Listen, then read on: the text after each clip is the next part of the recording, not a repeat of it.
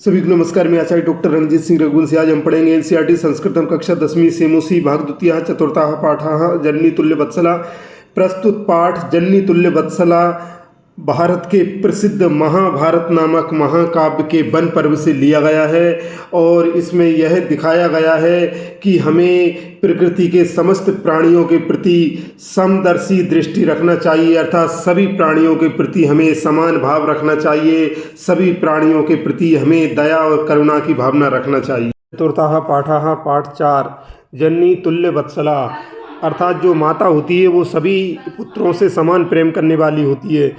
कश्चित कृषकः बलिवर्दाभ्याम क्षेत्र कर्षणम कुर्वन् आसीत्, कोई किसान अपने 2 बैलों से खेत की जुताई कर रहा था। तयो बलिवर्दयो एकः शरीरेण दुर्बलः जवेन गन्तुम अशक्तः आसीत्, उन 2 बैलों में एक बैल शरीर से कमजोर था जो तीव्र वेग से चलने में असमर्थ था।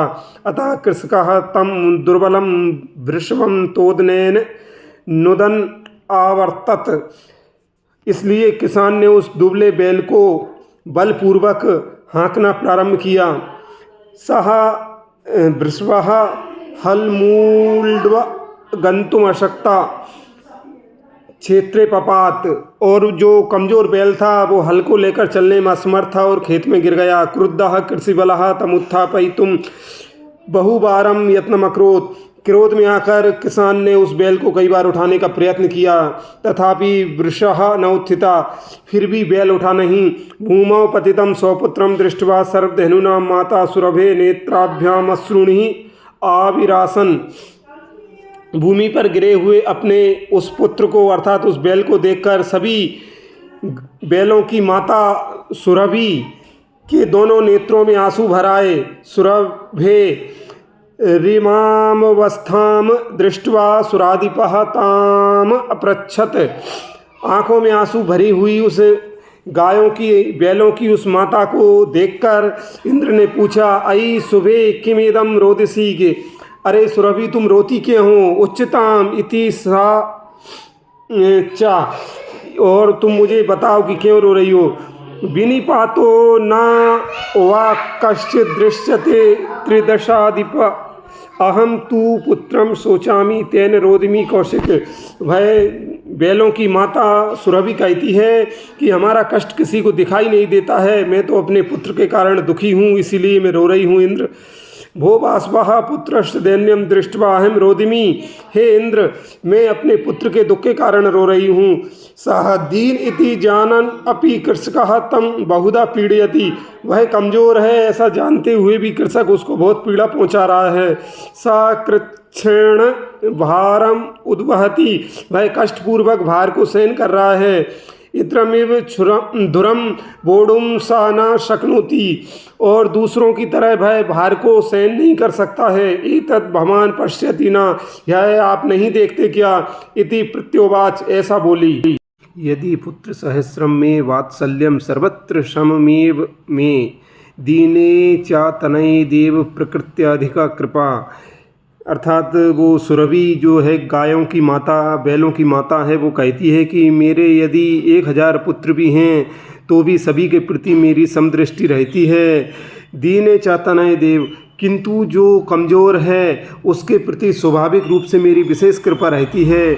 बहूनि अपत्यानि में संति इति सत्यम, मेरी बहुत सारी संतानें हैं यह सत्य है।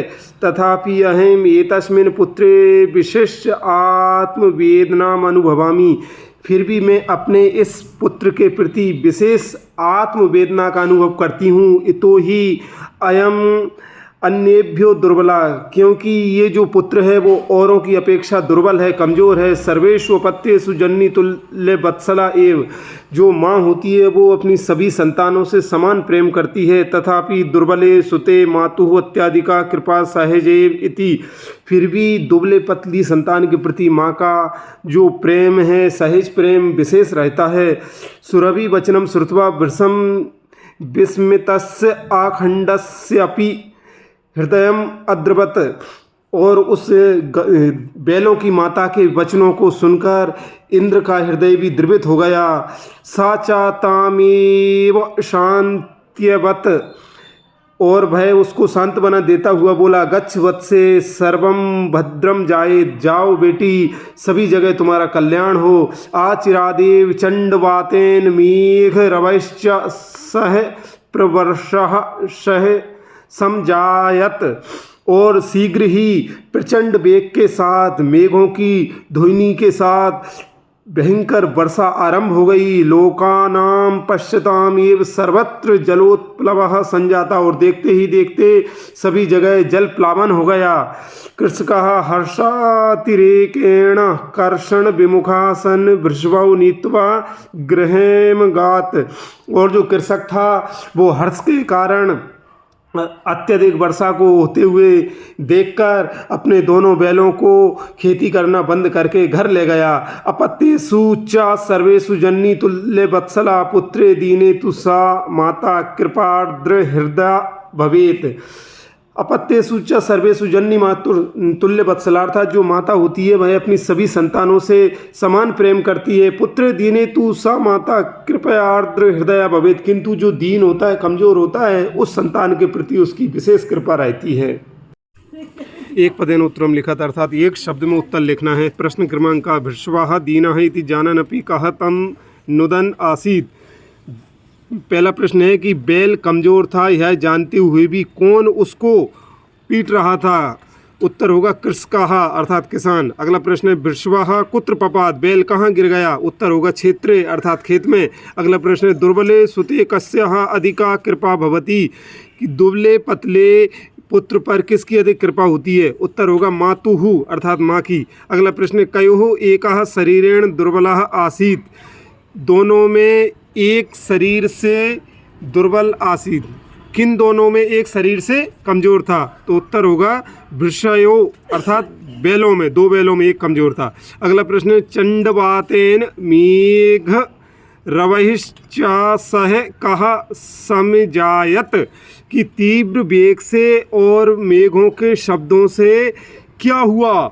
उत्तर होगा प्रवर्षः वर्षा हुई। अधोलिखितानां प्रश्नानाम् उत्तराणि संस्कृत भाषा लिखत, नीचे लिखे हुए प्रश्नों का उत्तर संस्कृत भाषा में लिखो। प्रश्न क्रमांक का कृषकः किम करोति, इसमें कृषक क्या कर रहा था। उत्तर कृषकः बलिवर्धभ्याम क्षेत्र कर्षणम करोति, इसमें कृषक अपने दो बैलों से खेत की जुताई कर रहा था। अगला प्रश्न माता सुरभि किमर्थम अश्रूणि मुंचति, इसमें माता सुरभि किस लिए आंसू बहा रही थी। उत्तर माता सुरभि दुर्बलम वृषभम क्षेत्रे पतितम दृष्ट्वा अश्रूणि मुंचति, इसमें माता सुरभि दुबले पतले कमजोर बैल को खेत में गिरा हुआ देखकर आंसू बहा रही थी। अगला प्रश्न सुरभि इंद्रस्य प्रश्नस्य किमुत्तरम ददाति, सुरभि इंद्र के प्रश्न का क्या उत्तर देती है। उत्तर सुरभि इंद्रस्य प्रश्न से उत्तरम ददाति यत् विनिपातो न वह कश्चित् दृश्यते त्रिदशाधिप अहम तु पुत्रम शोचामी तेन रोदिमी कौशिक, अर्थात वो कहती है कि हमारा दुख किसी को दिखाई नहीं देता है, मैं तो अपने पुत्र के लिए दुखी हूँ, इसीलिए मैं रो रही हूँ इंद्र। अगला प्रश्न मातुः अधिका कृपा कस्मिन् भवति, माँ की अधिक कृपा किस पर होती है। उत्तर मातुः अधिका कृपा दीने सुते भवति, माँ की अधिक कृपा कमजोर पुत्र पर होती है। अगला प्रश्न इंद्रः दुर्बल वृषभस्य कष्टानि अपाकर्तुं किं कृतवान, इंद्र ने कमजोर बैल के कष्टों को दूर करने के लिए क्या किया। उत्तर इंद्रः दुर्बल वृषभस्य कष्टानि अपाकर्तुं वृष्टिं कृतवान, इंद्र ने दुर्बल बैल के कष्टों को दूर करने के लिए वर्षा की। अगला प्रश्न जन्नी कीदृशी भवति, माता कैसी होती है। उत्तर जन्नी सर्वेषु पत्येषु तुल्यवत्सला भवति, माता सभी पुत्रों के लिए समान प्रेम करने वाली होती है। अगला प्रश्न पाठे अस्मिन् कयो संवादा विद्यते, इस पाठ में किसका संवाद है। उत्तर पाठे अस्मिन् सुरभि इंद्रयो संवादा विद्यते, इस पाठ में सुरभि और इंद्र का संवाद है। स्तंभे दत्तानां पदानां मेलनम खाय स्तंभ दत्तैः समानार्थक पदै कुरुत, का स्तंभ में दिए हुए पदों का खाय स्तंभ के समानार्थक पदों से मेल करना, ये मैंने लाल अक्षरों में लिख दिया है। सरल है, आप पढ़ लेंगे आपको स्वतः ही समझ में आ जाएगा। एक का में जो लिखे हैं खा में इसके पर्यायवाची है और कुछ नहीं है, आप पढ़ेंगे तो आपको समझ में आ जाएगा, ये पर्यायवाची शब्द है। स्थूल पदमाधृत प्रश्न निर्माणम कुरुत, मोटे अक्षरों के आधार पर प्रश्न बनाना है। का में दिया है सह कृच्छ्रेण भारम उद्वहति, भय कष्टपूर्वक भार को उठाता है। इसका बनेगा सह कथम भारम उद्वहति, वह भार को कैसे उठाता है। अगला है सुरादीपः ताम अपृच्छत, इंद्र ने उससे पूछा, तो इसका बनेगा कहा ताम अपृच्छत, किसने उससे पूछा।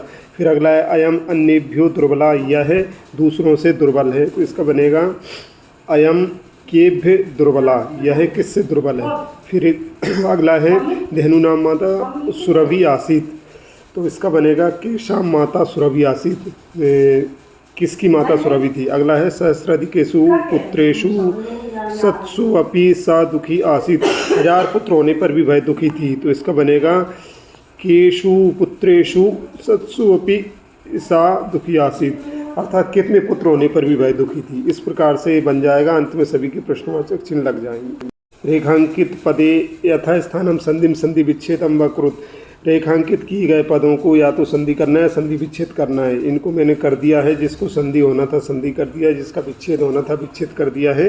आप पढ़ेंगे तो मैंने क्रम से का खा गा घा चारों का किया है, आप उसको पढ़ लेंगे, आपको स्वतः समझ में आ जाएगा। इसी प्रकार इसमें भी देखेंगे, अंग जो है इसमें एक साथ 4 शब्द मिलकर संधि हो रही है, वो लिखा हुआ है, और चा में भी 2 हैं और छा में इसका संधि विच्छेद। अधोलिखितेषु वाक्येषु रेखांकित सर्वनाम पदम कस्मै प्रयुक्तम, अर्थात रेखांकित पद किसके लिए प्रयुक्त किया गया है, इसका मैंने क्रम का खा गा डाल के उसके सामने लिख दिया है, पढ़ लेंगे। का स्तंभ के विशेषण पद को खा स्तंभ के विशेष से मिलाना है, इसमें मैंने लिख दिया है का में कौन सा आएगा, खा में कौन सा आएगा। जैसे कि कश्चित है, कश्चित के आगे आएगा कृषकः, दुर्बलम, दुर्बलम के आगे आएगा वृषभम। इस प्रकार से आप इसको पढ़ेंगे, ये समझ में आ जाएगा। इति चतुर्थः पाठः समाप्तः। सर्वेभ्यो नमो नमः।